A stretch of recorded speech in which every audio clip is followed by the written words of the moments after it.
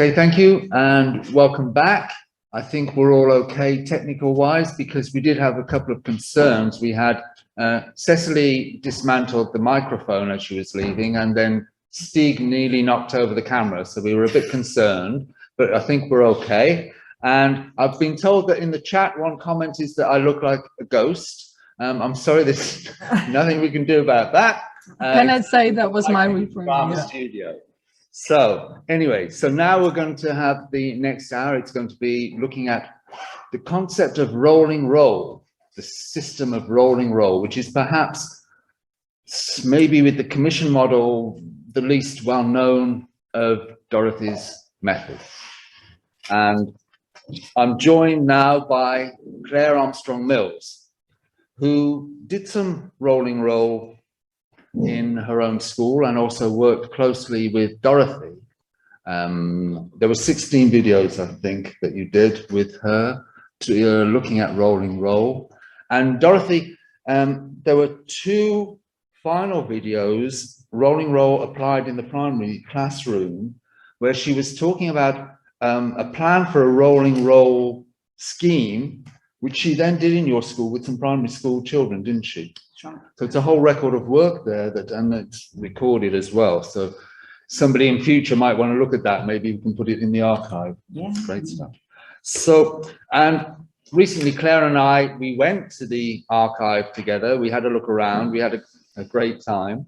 And there were some materials there. I mean, there's I think 88 boxes of resources, and only 25 of them have been catalogued, because the rest are unsorted materials that are waiting to be catalogued. And we were opening up these boxes and finding all sorts of treasures in there. And there were things that Claire was finding that were part of the projects that she did with Dorothy. And she was able to say, oh yes, this was part of this project, this was part of that. And there was some materials that Dorothy had produced that you didn't know she'd done, that she'd been planning there, and you hadn't seen these materials before. And we found one card where Dorothy was quoting from Claire's MA thesis, because the MA thesis was a teacher's guide to rolling rolls. And she helped you with that, didn't she, Dorothy? She supervised me. And that quote, she quoted from the MA thesis, and she'd written in the margin, I knew she'd joined the club, meaning that Claire was now on board with what Dorothy was doing and what she was all about. So I'd really like to welcome Claire here now. So, Mantle of the Expert, it's about a fictitious organization, team, enterprise, with a fictitious client. And I think we can say that rolling roll develops from that as a basic model. So from what you know of, how did Dorothy come to do rolling roll? How did it come about and why?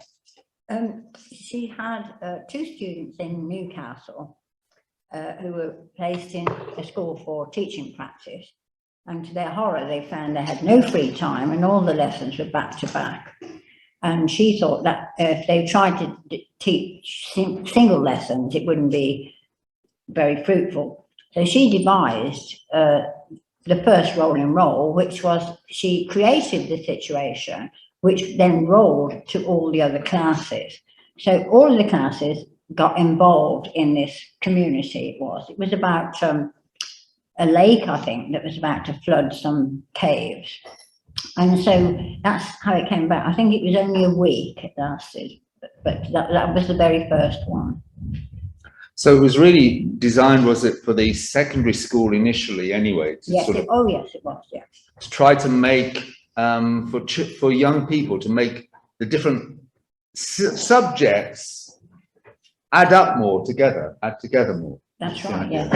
But I think they were just teaching drama through it to begin with. Yes. They didn't involve other subject areas. Okay, so, and what was your first project then? Was it with Dorothy or was it your own? Did you have a go at it yourself first? Oh, well, after we did the rolling roll videos, it was agreed that I would try one by myself just purely in the drama lessons. And if I thought it worked out all right, satisfactorily, I'd have another go involving other teachers and involving Dorothy, which she would create, she would design. So that's really how that came about. The first one was very good fun, but it wasn't very much like Dorothy's work, really. So you began with working with your own drama groups or English groups, is that Drama right? groups. And then later with the project that you developed, it was with an art teacher and a history teacher and yourself Yes. doing work in English. So we'll talk about that a bit later.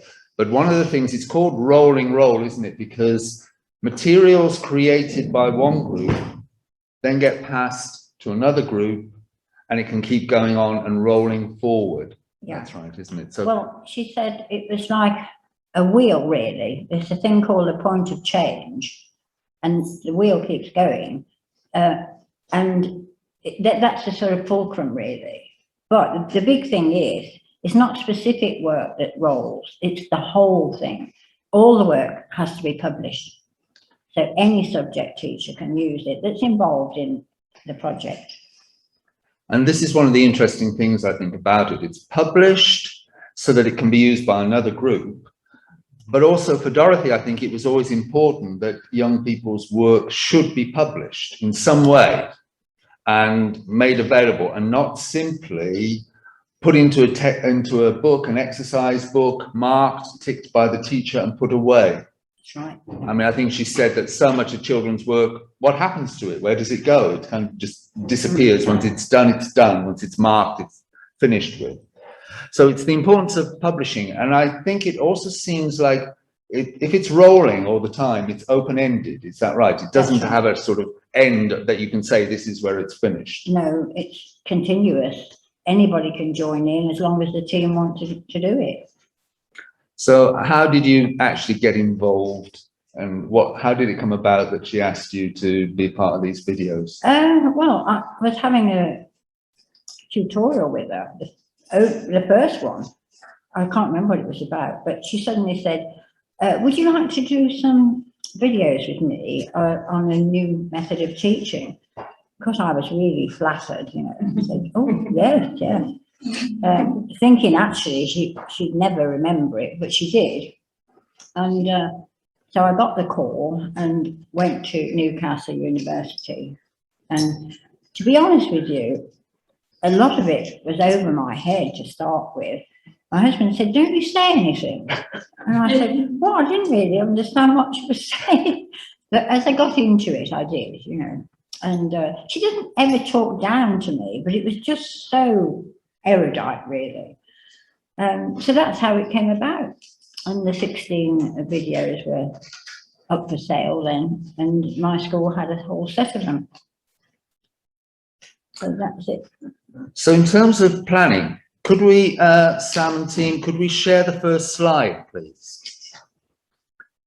So this is the planning model, which is the rolling roll basics. So there we have the model, and we have two different rolling roll projects. One is Shackleford and one is Layford. Yeah. So do you want to talk through how this works, this model? Both of them all just one. Just how I suppose the circles work, this idea of different domain bases, isn't it? Yes. Basically, you start from the curriculum, what the curriculum demands, and then you devise these bases which will serve the curriculum. So in this particular one, it was history and anthropology. And shall I talk about the other teachers getting involved? Yeah. The history teacher, he told us, told Dorothy what he needed to teach, and she then devised this idea that it would be a Saxon manuscript. So when this manuscript was found, that's not the curriculum, that just carries the curriculum. And then the art teacher, she needed to teach, well, she didn't need to teach the feudal system, but what was set up was the attainment targets for the art pupils were colours and things like that. And she wanted to have a look at the feudal system as well. And then I took on under science really, was a school for the blind and a guide dog enterprise. And that would cover the science, but I was also looking at the English. Then has to be introduced a point of change, which brings the whole thing into tension, really. So there's going to be some disruption of these bases. Something will happen in this community which impinges on those bases. And it gives it a sort of human element as well. That, you know, it involves people and the dogs and the manuscript. And do you want me to say any more about that? Yeah. Yeah. So the other two teachers and I went up to Newcastle, and we'd sent Dorothy the attainment targets for the national curriculum that we needed to cover. And she came up with these ideas. And the one was the Saxon manuscript was found in the old Reeve Library, which was a cook barn, really, but it had been used as the library in this town, village. And then the arts teacher made this wonderful fresco. Initially, it started out as being a tapestry, but that really became a bit too complex, Dorothy thought. So we ended up with a fresco, and the teacher made it on plaster of Paris. And Dave will show you in a bit. And then I ran the School for the Blind and the Guide Dog Enterprise. Now, the point of change, the children were given, pupils were given a choice of who this star would be. The star was going to donate a manor house and a new library. We all thought that they would choose something like a pop star or a footballer, but they didn't. They chose an artist.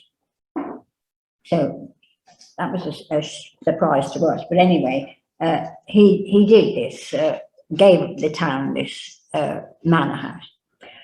And we went away and started working on it. And do you want me to talk about the teachers, how they felt about it? Yes, that'd be good, yes, yeah. I think they were quite taken aback.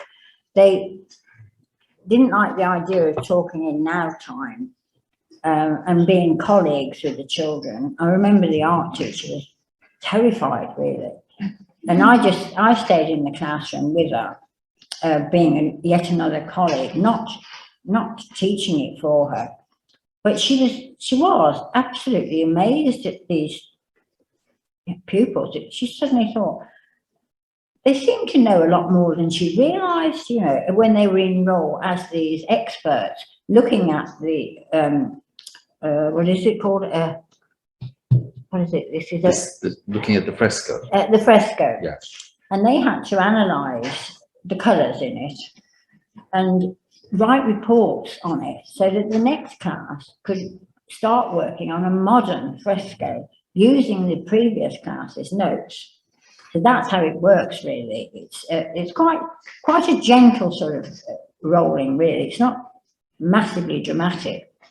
And the history chap, he wanted to teach, what did he want to teach? Saxons. And we had to find this manuscript when we were dismantling the old Reeve Library, which was this cook barn. And the finding of that happened in a drama lesson. And they had to write, try to analyse what this manuscript meant. And they wrote up what they thought it meant.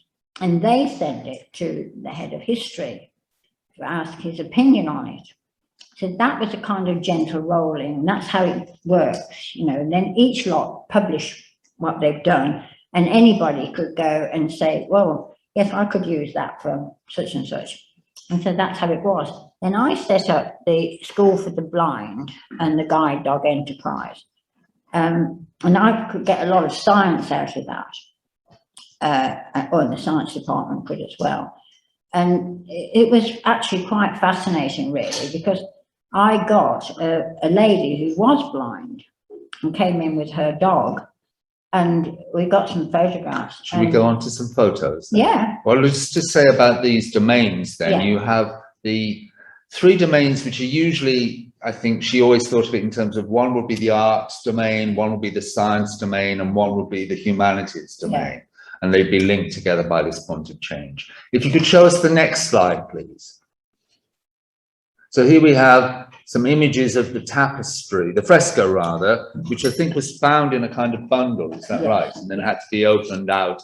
And it was a beautiful piece of work. It was created by the art teacher herself, wasn't it? Yeah. And it was in fragments though. It was damaged, wasn't it? Was the idea. So it was, you could see you had to try and piece it together. And the next slide, please. These are more images of the fresco. You can move on to the next slide.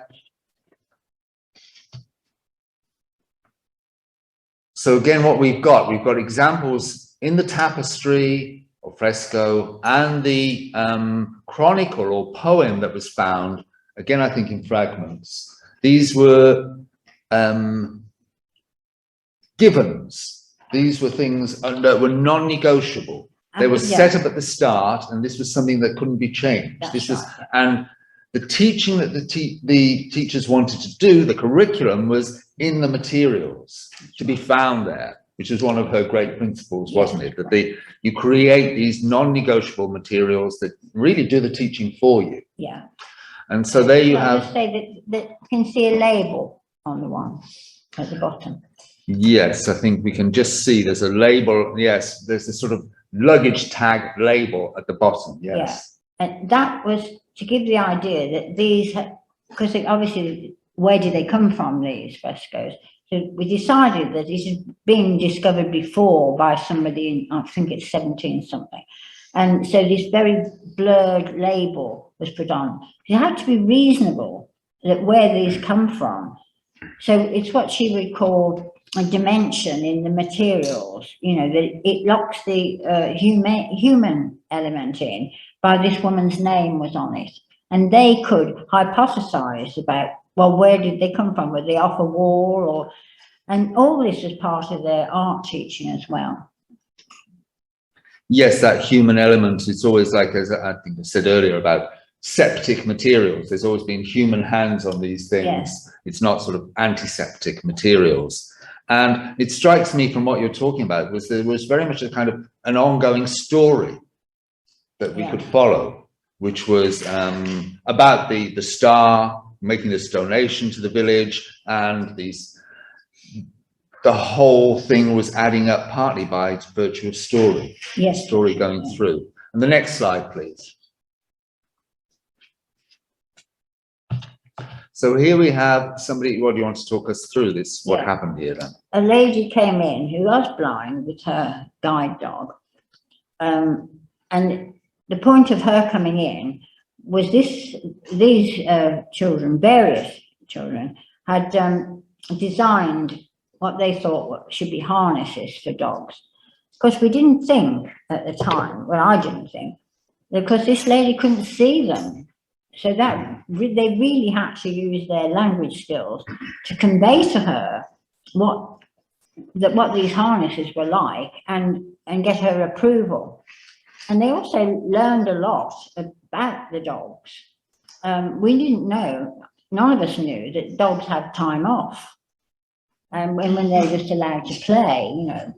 And this dog was actually retired now. She kept him as a pet.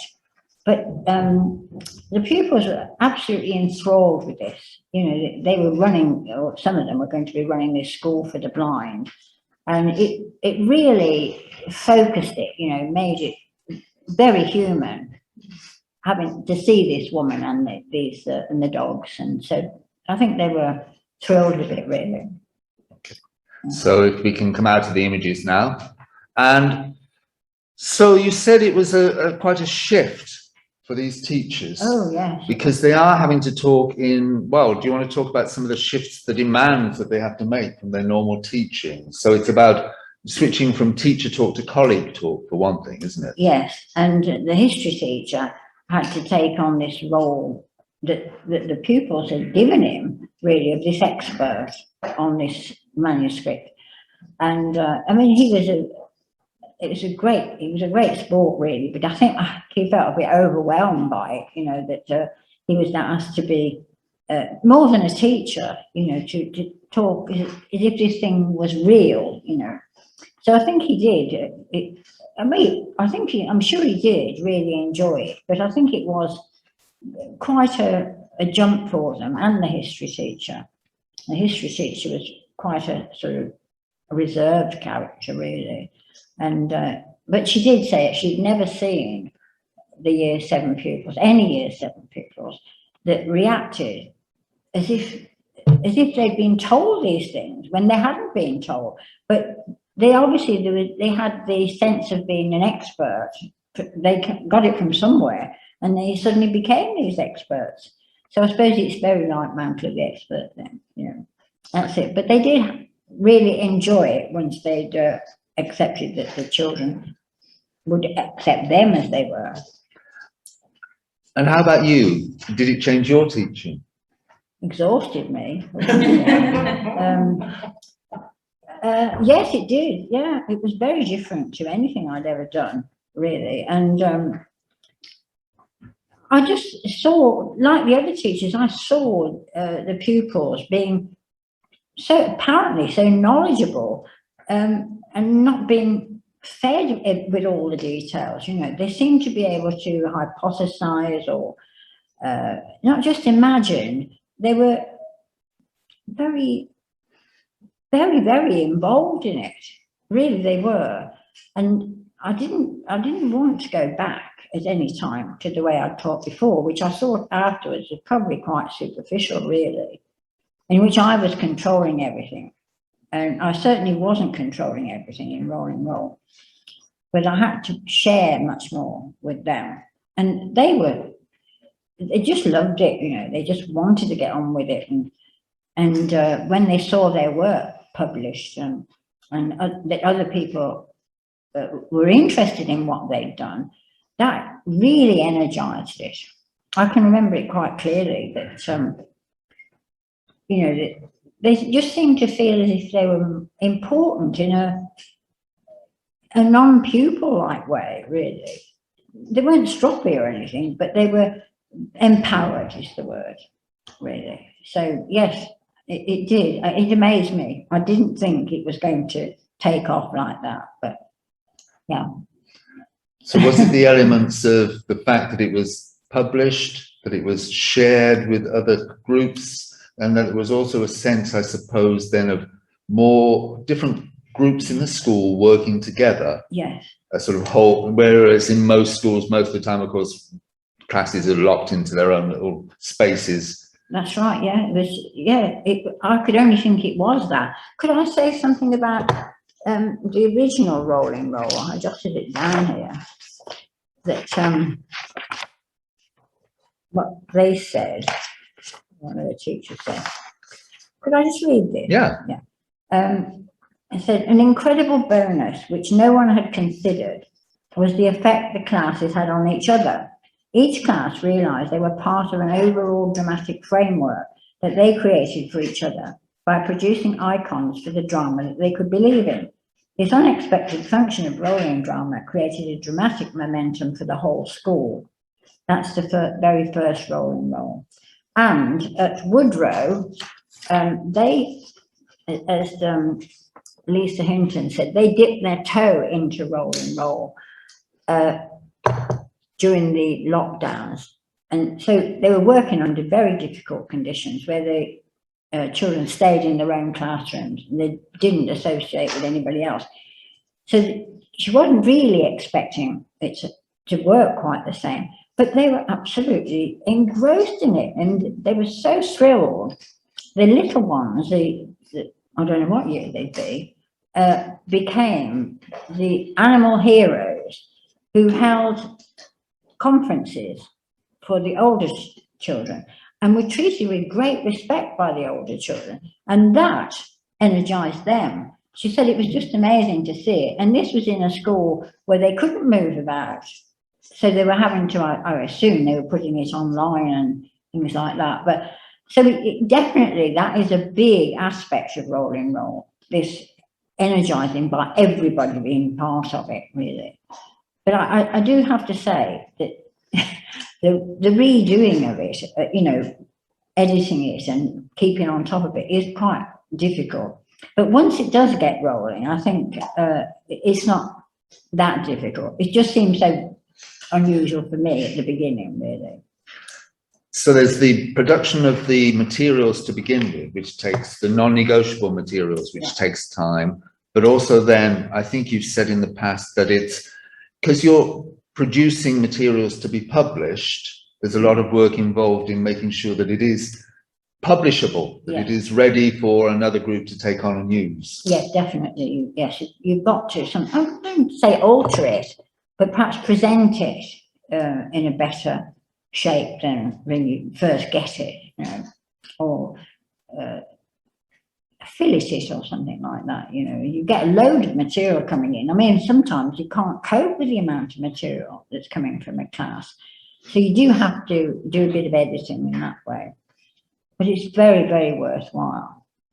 So one of the things is the impact on the children, as you've talked about, but I think there's also, it can change the culture in a school, because I think one of the things it's about, okay, it's about breaking down for pupils, the experience of education being sort of so fragmented and segmented. They're doing an hour of one thing, then suddenly an hour of another and an hour of another. And this can knit it all together for them. Yeah. So there's sense of holistic learning in that sense. But it seems to me it's also about teachers starting to work together. Oh, that's absolutely crucial. They're going to do that. I mean, there was quite a bit of resistance to begin with when I tried to talk teachers into doing it. I took this cook barn, which eventually became the Reed Library, and just asked the teachers, well, what would you use this for in your lessons? And they reeled off stuff that they could use it for. So it was quite hopeful, really. But when I suggested that they do it as part of a rolling roll, they weren't keen then at all, really. But the good thing, if I could just say, about me doing what would be some science in the drama was I don't think the pupils had ever thought that their subjects were in any way connected. You know, they were handling this information in a room that they never would have done it. It's one laboratory. It was a drama studio. So it all began to knit together, really. I think everybody that was involved in it, pupils and the teachers, were really taken with it, you know. Yeah, I think teachers are very isolated, certainly in secondary schools, in their own subjects, and even within the subject itself, they're in their own room and very isolated. And I know I spoke once to a teacher in a school who was a math teacher, secondary school again, and I said, well, you could link up maybe with the other departments, like the science department or the English department. And he looked at me and he just said, you don't do that. So teachers don't tend to talk to each other or cooperate. And so this is, I don't know if this was in her mind, maybe it was, that it would break down those barriers and would start teachers working together more as a team, collaboratively. I think that was probably, well, she saw it from the very first two teachers, that's what she had in mind, but they were just teaching in the drama. But then she saw the possibilities for it spilling over into the other subject. Yes, so we've seen that it was aimed at secondary schools, but also she later thought, well, it can be used in primary schools. And we've seen, in fact, with Woodrow as a school, Woodrow First School in Redditch as a school that works to a significant extent through Mantle the Expert, but hadn't done rolling roll before. And there was an impact in the primary school as well, as you've described, in terms of generating a sense of excitement in the whole school and an exchange between children. And respect for by each group for the other group. That's what came over to me, you know, that these first year ones, whatever they are years now, were so took it very seriously, and the older ones took them seriously. So I thought it was, I think it's really to be tried by. Yeah, I know in that school there was, in the rolling roll they did recently, there was one group who discovered something about bats in a cave, and then they had to consult these vets. So there was a need to consult each other, and as you say, to share opinions or knowledge and expertise. That's right. Yeah, and I know Lisa said that the group she was working with, the older children, never for 1 minute thought of these other children as anything other than experts, and worked with them, and as you say, respected them as experts. So, I mean, hopefully people are won over by this idea of trying rolling roll, but we have to say that it is not one of the methods that has really sort of been developed sufficiently, or used sufficiently rather, in schools. So why hasn't rolling roll happened? What do you think? Well, can I just, I said it. You've got a list there, yes. Yeah. Because this is in the NATD journal. Claire has an article about rolling roll. You can find this, by the way, on the NATD website, natd.co.uk. You can get copies there. She has an article in this journal issue. So these are the reasons why it hasn't happened. Yeah, well, some of them I've already mentioned. The planning and preparation, it really is quite heavy to begin with, and of course it needs to take a lot of time to develop the basis and not to be rushed. As I think Dorothy said, no, you can't rush it. You know, you've got to be sure that you've covered what you'll need to cover in the teaching. And the next thing is the teachers using now time. They had to be coaxed into doing it.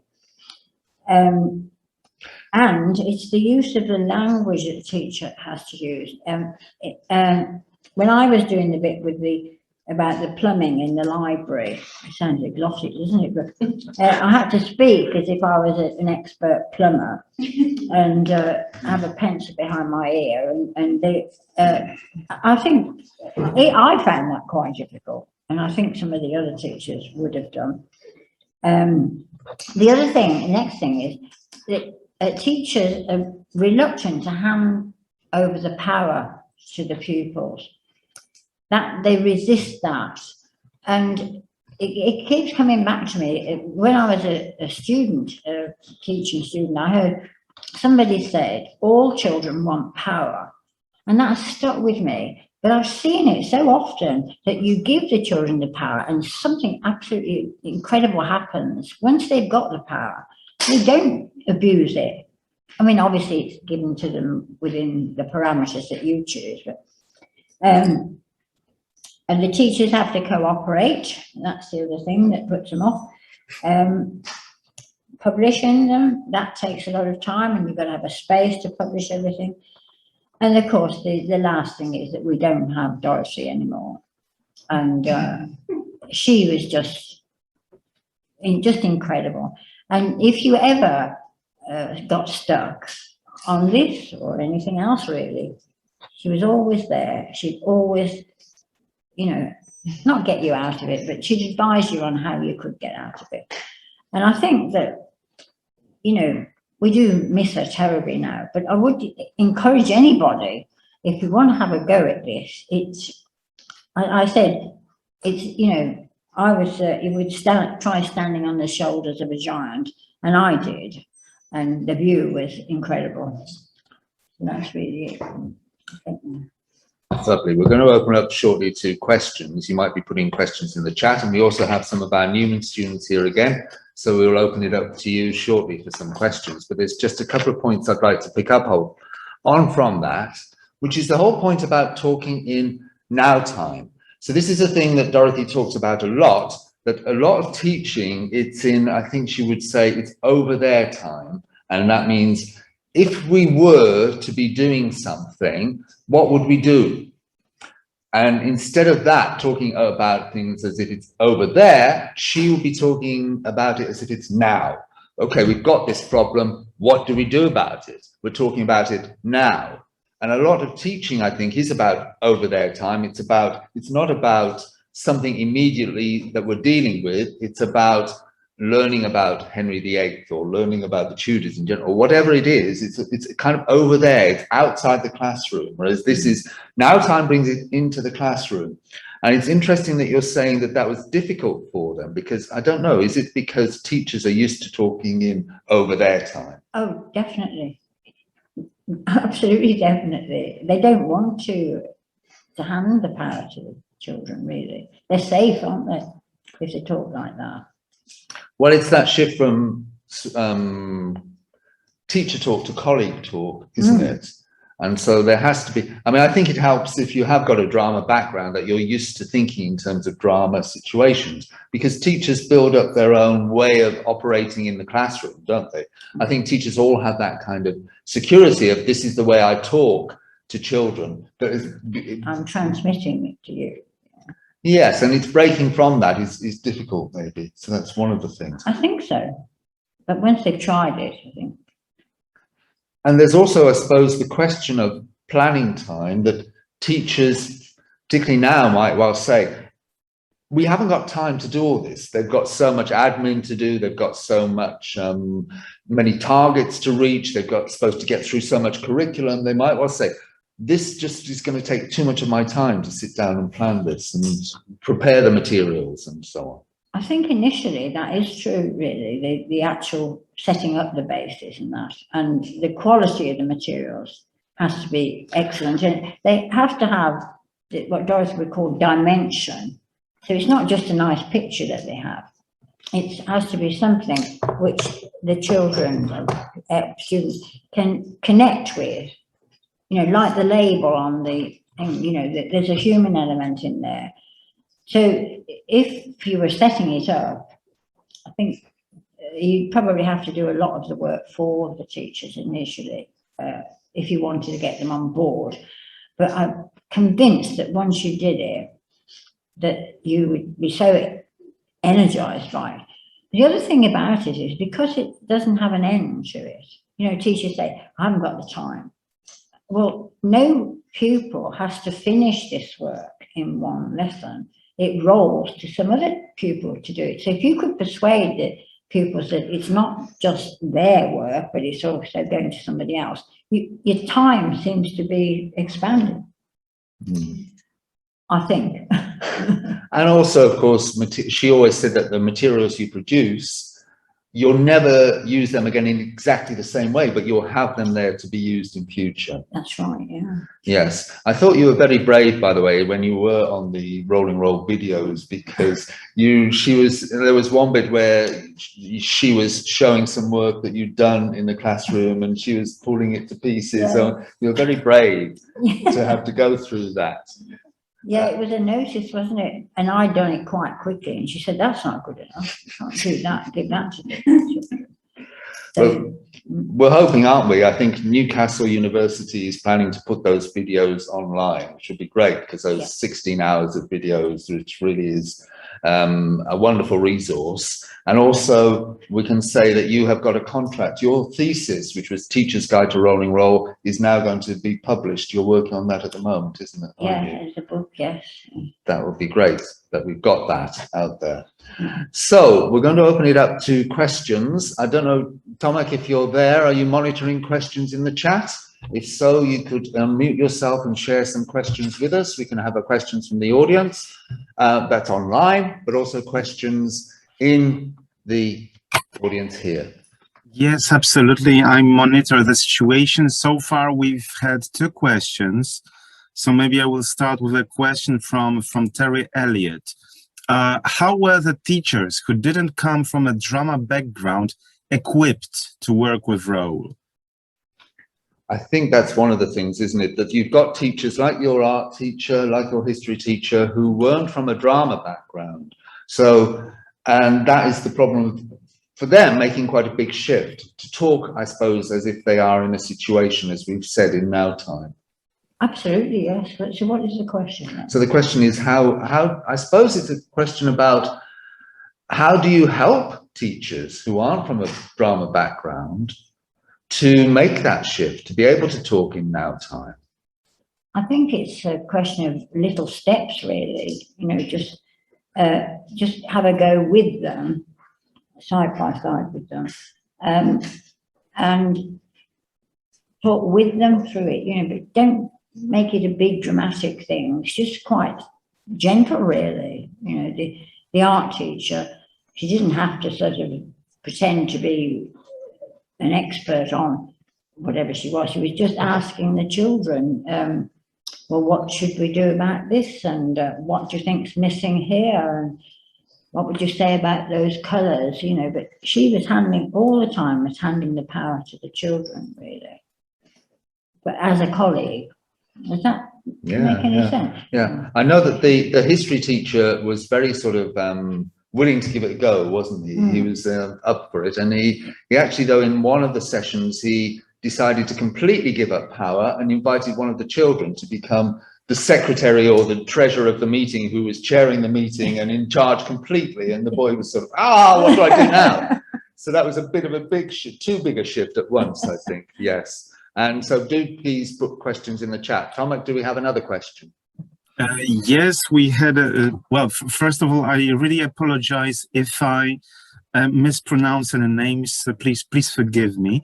The next question was from Eva Göksel. Will we as conference participants be able to access the NATD journal? Maybe it's, you know.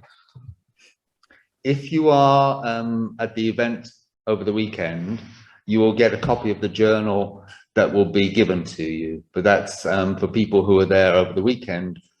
Fortunately, we can't post copies out to everyone around the world, but you can order it online on the natd.co.uk website. And they have got articles there we've got Claire's on Rolling Roll. We have articles on Man in a Mess from Sorrel Oates. We have got the commissioners, Lisa Hinton, talking about using the commission model. We've got Tim Taylor's Guide to the Conventions. It covers the range of Dorothy's work. So I'm very pleased that they brought that out to coincide with the conference. So let me know if there are any more questions in the chat. So can I open it up to the audience here? There is one more. There is one more. One more question in the chat section. Just if you get questions, yeah. A question from Vaishali Chakravarti. In your vision, can a K-12 school be built using Rolling Roll as the pedagogy? So is the question, can a whole school, a secondary school, be built completely around Rolling Roll?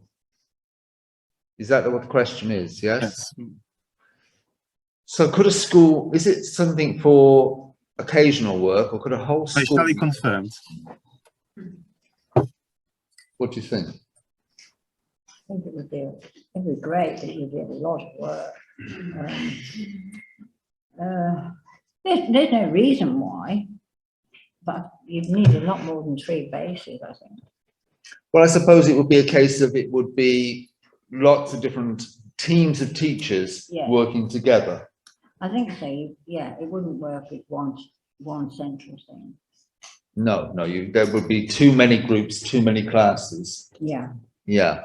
So I think it's a case that they could be adopted, and with other systems of working as well, commission model and Mount of the Expert.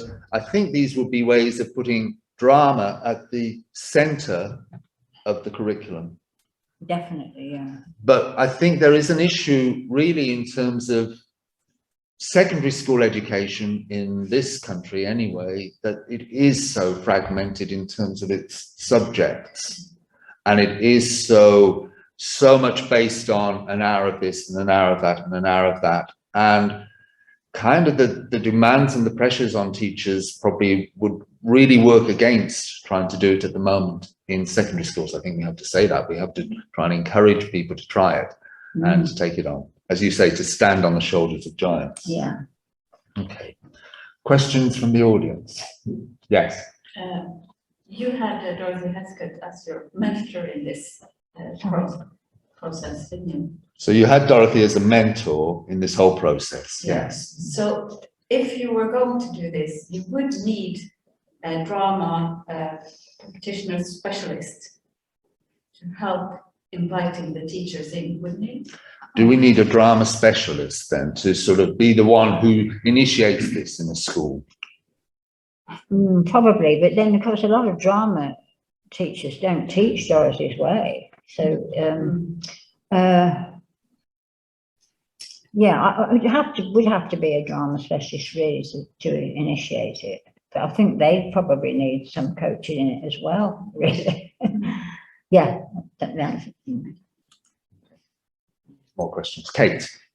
I'm really interested in this drama at the centre of the curriculum, and the bit that overlaps where the three circles overlap, that you said was the point of change.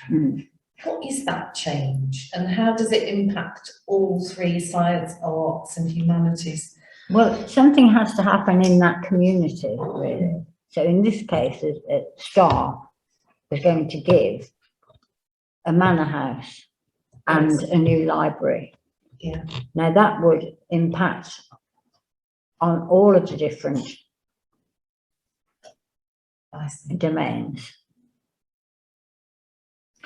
So another example was the one that she planned, which she did in your school with primary school children, where there was a brewery, there was a canning factory, and there was a Madame Lingard's clothes haberdashery. Yeah. And so the point of change was that something like 110 years ago or something, there had been a disaster in this village. Yes. So it's often built around the idea of a village or a small town as a starting point.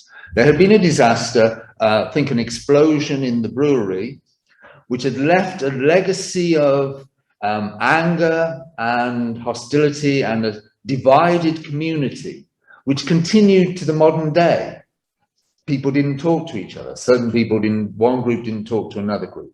And the owner of the Rising Sun Inn had decided to start a campaign to end this ongoing feud.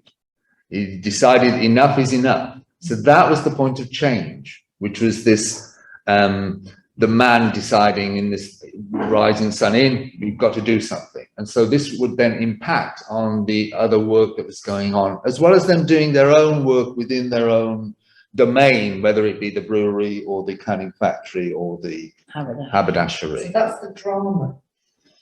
Is that the drama, the point of change?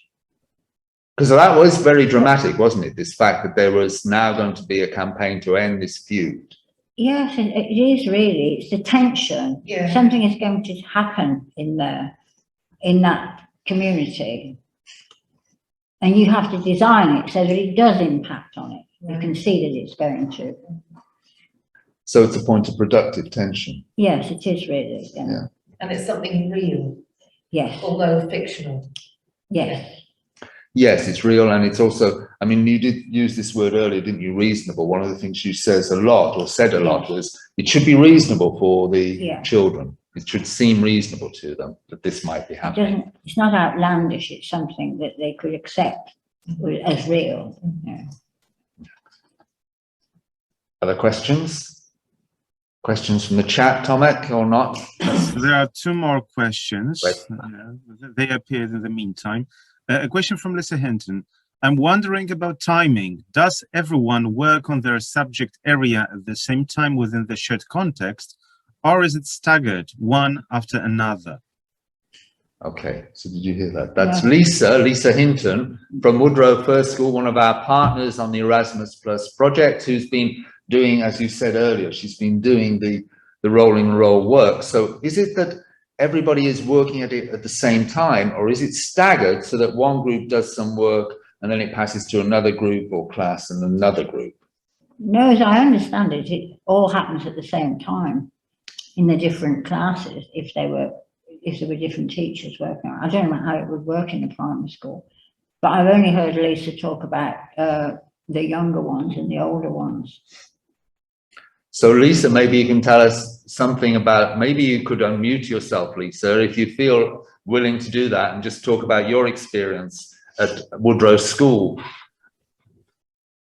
One of our technical team might need to unmute her and allow her to speak if she wants to contribute. If you want to come back on that, Lisa. Yeah, can you hear me? Yeah, we can hear you. Okay. Yeah, I think you answered my question, David, anyway, because I think you said that everyone's working in their own domain, and then it's the point of change that brings everyone together. And that's certainly what we were doing. We were working within our own mantle of the expert teams in our different classes. And then it was the problem with the bats that brought everyone together. But because that was our first experience, I wasn't sure if that was the usual way of doing things. So the bats became the point of change, or the thing that brought things together. Is that right? Yeah, yeah. So, yeah, you could just tell us directly from your own experience then, because you hadn't worked this way before, had you? And I think it did have a big impact on the school. Yeah, definitely. After being apart during lockdown, and being back at school, we were still in our own classrooms, as Claire has already explained. But yeah, this sort of shared problem did bring, let me just think, 5 classes together then on this shared problem. And the children really wanted the interaction with each other. They kept on pushing and pushing to meet the other teams. But yes, we did have, because in our year 4 class, the 9-year-olds were waiting for the problem with the bats to be solved. We did then still have other things to do in our own classroom as the museum team. So yeah, I was just wondering if that was usual, but it sounds like it is. Yes. Your situation is a bit different because you have teachers who are used to working through mantle of the expert. So, and there was a question earlier you may have heard about, does it need to be a drama teacher who initiates a rolling roll project? So what would be your view on that? And do you have to have experience of, for example, now time, do you think? Or how can we help teachers make a shift if they haven't made the shift already? Yeah, that's a tricky one for me to answer, really, because like you say, we are used to working with mantle of the expert. So over the years, we've learnt how to shift our language so that we're not using teacher language. We are part of the team with the children, but we definitely don't have any drama specialists in our school. You know, we don't have any drama expertise. So I would think if people were to just give it a go, you could do it, I'm sure. I think it's got great potential. And we've been talking to Claire at Woodrow at our school about planning a new rolling roll involving even more classes in the next year. So it's exciting, I think. Great, thanks, Lisa. Look forward to it. Yeah, me too. There was another question, I think. Yes, a rather extensive one from Savannah Stain. I know some teachers in primary schools are open to using drama as an educational tool for subjects such as English, history, and life orientation. What about natural sciences? Students learning about the environment, about such. How do we start talking about what many associate as make-believe and fictitious to be used as a means for students to learn about the world? So in fact, well, two major questions. First, about natural sciences and students learning about the environment, about such, and yeah, how do we start talking about what many associate as make-believe and fictitious to be used as a means for students? I think we say that the fiction is always a way through to the real, isn't it? It's as we said with Cecily this morning, that there is always, Dorothy would often say, this is happening now in the real world. And a lot of her work, I think, she was very concerned with stewardship, wasn't she? With the care of the environment.